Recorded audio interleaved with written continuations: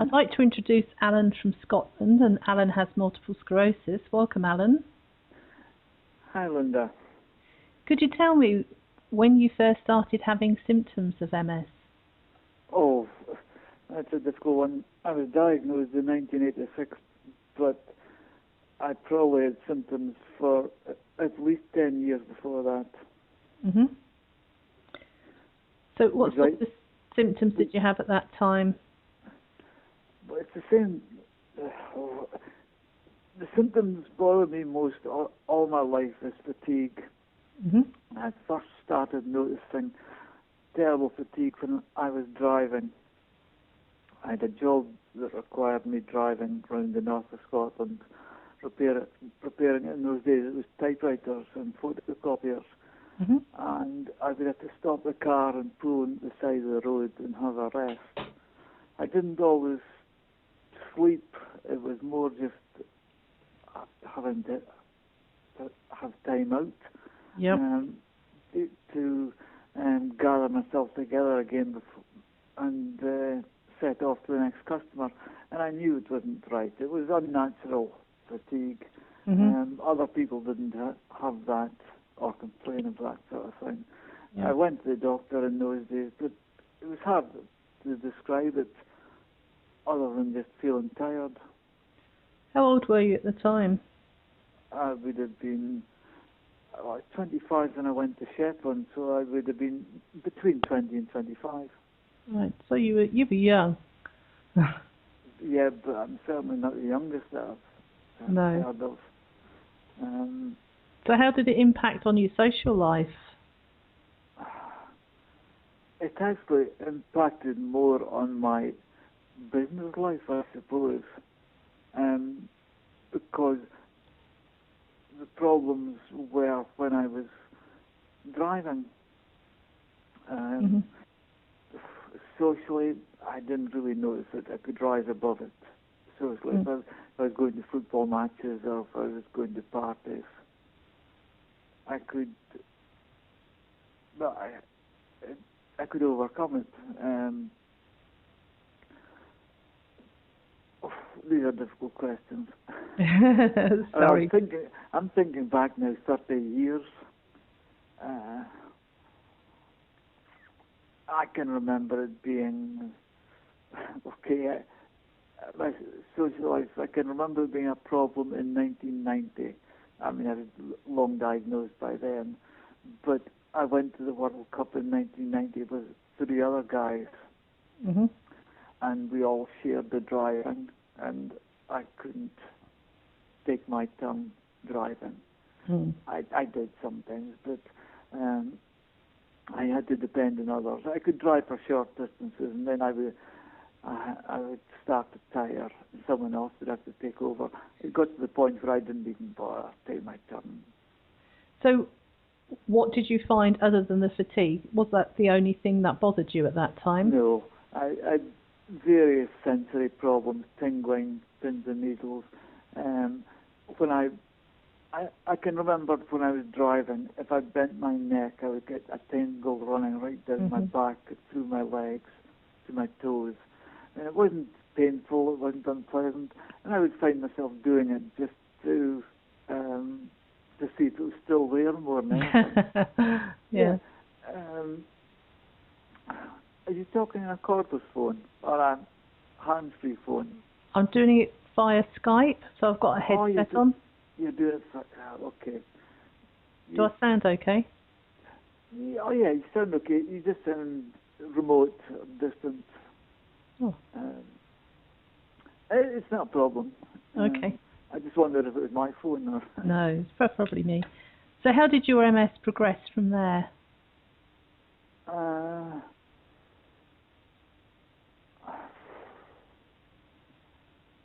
Things that I was going to the doctor with numb patches.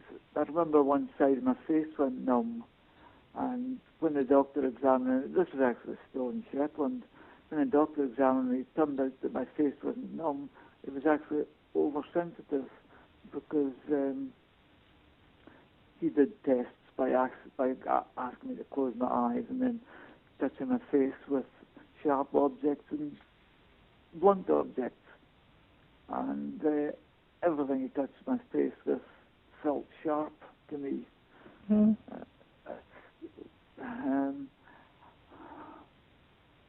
Not sharp or even painful. And apparently that was when the GP knew that he was dealing with MS. I didn't know I was dealing with MS. The GP knew. This was in Shetland. This was a GP that was experienced. Mm-hmm. Sorry, that's a lie. This was a GP that wasn't experienced with MS, because I was one of the first patients he'd had with it. I met that GP a few years ago in Shetland. In fact, the last time I was in Shetland, I went for a visit. I met him just by coincidence, and he was explaining to me, he told me how bad he felt when he was dealing with me, because every time he saw me, he realized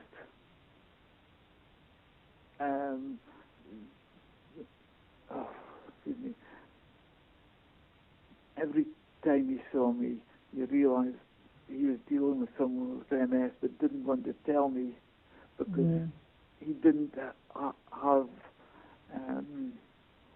enough evidence at that stage to give it to me. He knew the impact it would have on someone. Yeah. I mean, I was young, so I was 30. He was just much the same age as me.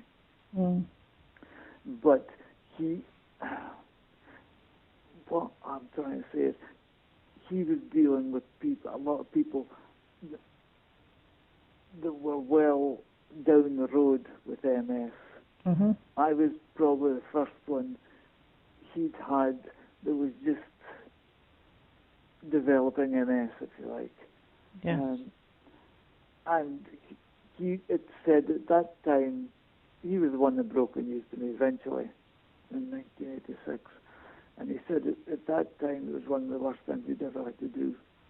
Was tell me, because would you believe, I think I told you in the information, I was up in Shetland selling computers, repairing computers. Mm-hmm. And I had actually sold a computer to the doctor's surgery at that stage. I was maintaining their computers. And I had actually, I knew and had known for a long time there was something wrong with me. I even knew when I went to Shetland that there was something wrong with me. I didn't know what it was. Mm-hmm. And it got to the point, I'd been sent to Aberdeen for tests. And I was in Woodend Hospital in Aberdeen for a week, I think it was. The one test they really wanted to do was give me a lumbar puncture. So they left that till the end. They gave me the lumbar puncture. Yeah, and then I waited and waited for results of that, of those tests.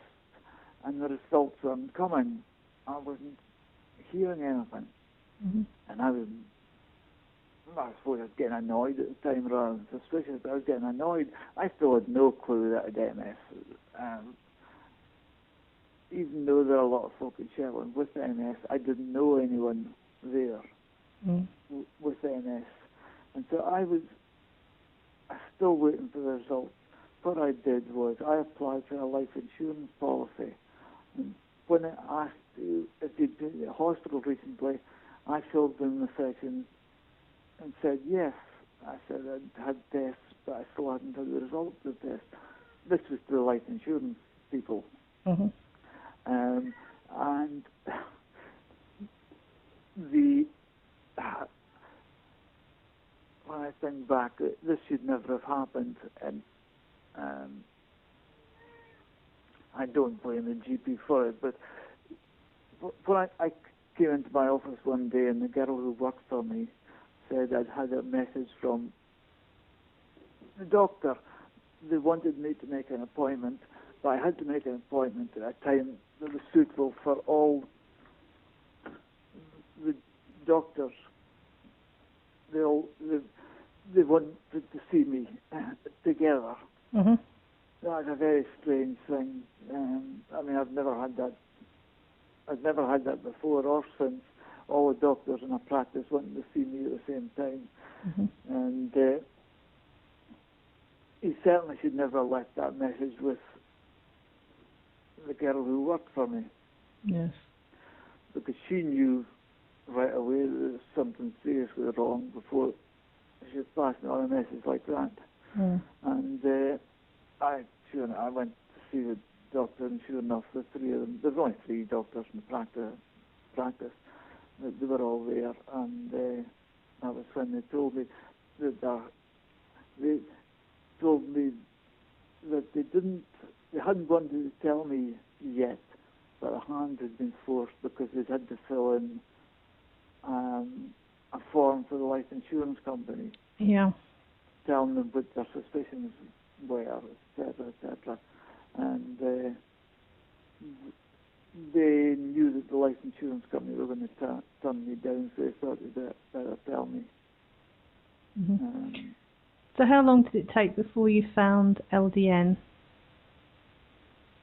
So I found LDN, well, it wasn't that long ago. It was only 3, 4, 5, 6 years ago, maybe. Well, I tell you, I mean, have you got time for a funny story? Go on then. I can date it exactly. It's 2006. 2006. When I started at LDN, I was talking to folk on a message board, and it turned out most of them were in the States. I didn't realise that at the time. I didn't know where everyone came from. But everyone was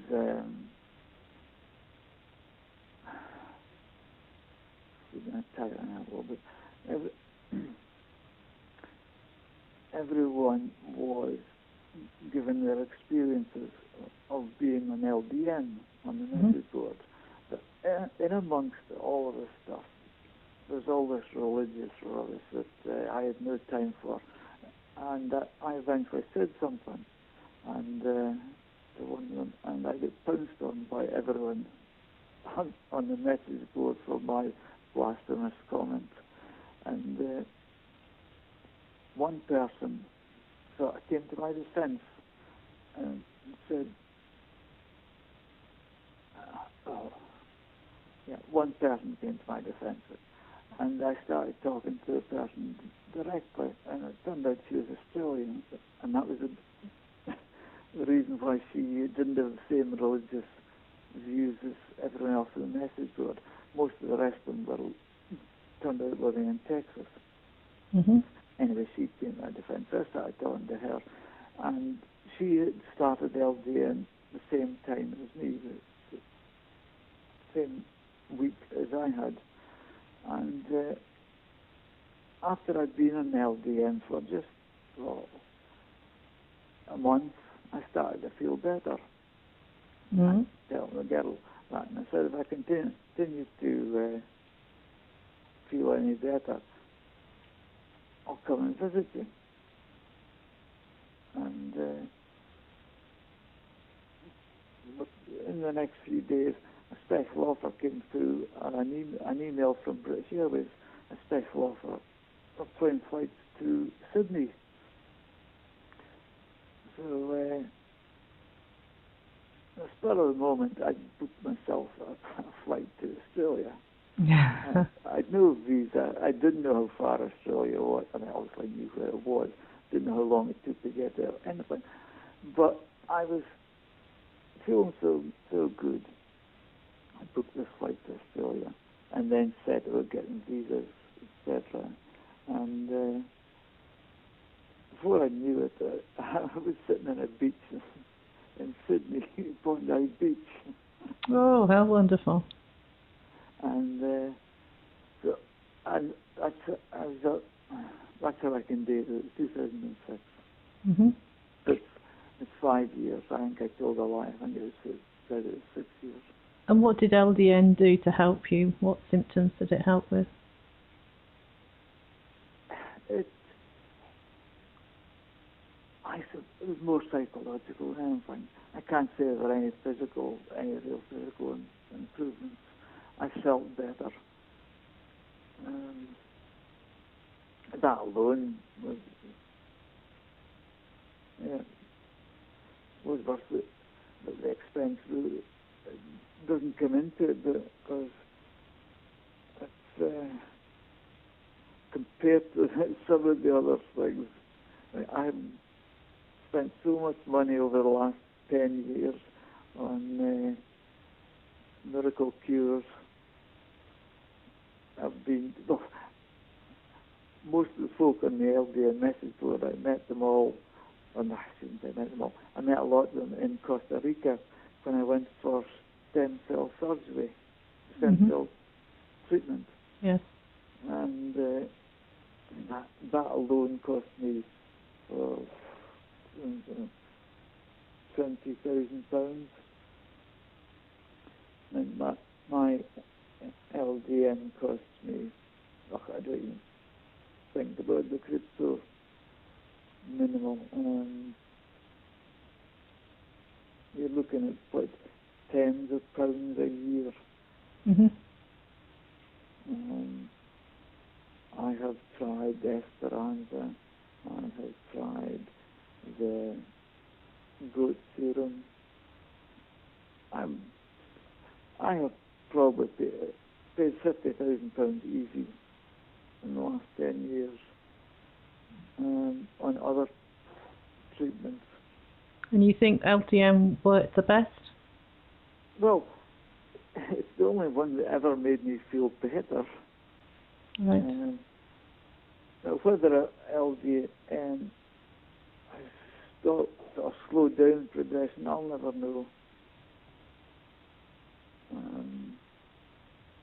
I still take it religiously, 10 o'clock every night.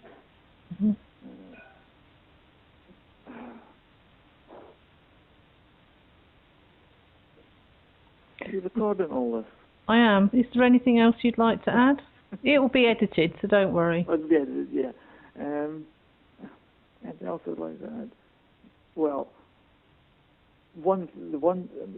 this sounds silly, but the one thing that I wanted to do before I gave up, I suppose, was a long-haul flight, because I'd never done any long-haul flights. The only time I'd ever really flown was Aberdeen to Shetland, which is an hour. I wanted to do a long-haul flight. I've been to Australia 3 times. I've been to Costa Rica, all in the last few years. Without the LDN, I wouldn't have done that. Well, that in itself is good news, isn't it? It is. But I can't say that without the LDN, I wouldn't have done it, but not directly because of the LDN. I felt better. I felt well enough to take on the trip. I mean, that's 30-hour flight from Aberdeen to Australia. It's a bit more than a hop, skip and a jump, isn't it? Yeah. I mean, it was mainly, I suppose, because I met the people that I did that. The same with the stem cell thing. I went to Costa Rica.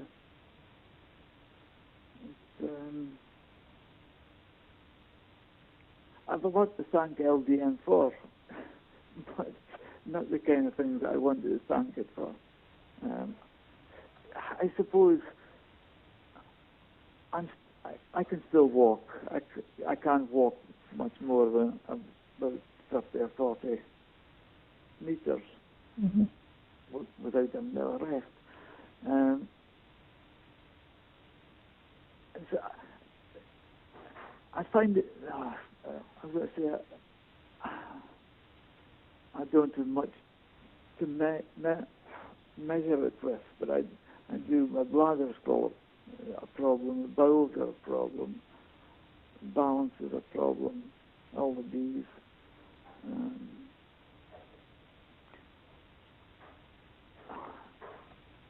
So I have nothing that's What would you say to dramatically. What would you say to other people who are contemplating trying LDN? I would say I would never bring it up with someone, but if someone else brings it up, I would say, yeah, there's nothing to lose. It's so relatively inexpensive that anybody could try it.